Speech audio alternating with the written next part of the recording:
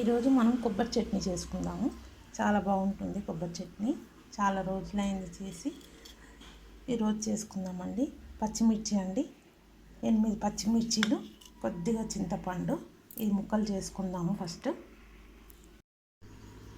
చూసారండి, చాలా ఫ్రెష్ది, ఇప్పుడే కొట్టిందండి. ఇట్లా పాలు వస్తుందండి, చాలా కమ్మగా ఉంటుంది. చట్నీ చేద్దాము. కొబ్బరి ముక్కలు చేసుకుందాము. ఫస్ట్ ముక్కలు కోసేసామండి, చూసారు కదా, సన్న సన్న ముక్కలు కోసేసాను. ఇందులో ఇప్పుడు చింతపండు, పచ్చిమిర్చి వేసేసుకుంటాము.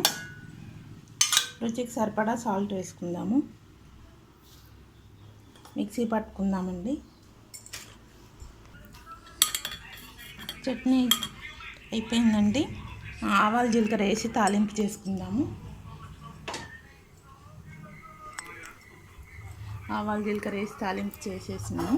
ఇప్పుడు ఇందులో వేసేసుకుందాము. ఈ చట్నీలో వేసేసుకుందామండి.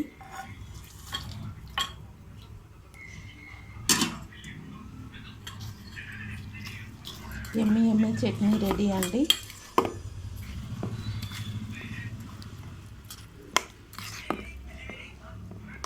చూసారు కదా, చట్నీ ఎమ్మి కొబ్బరి చట్నీ రెడీ.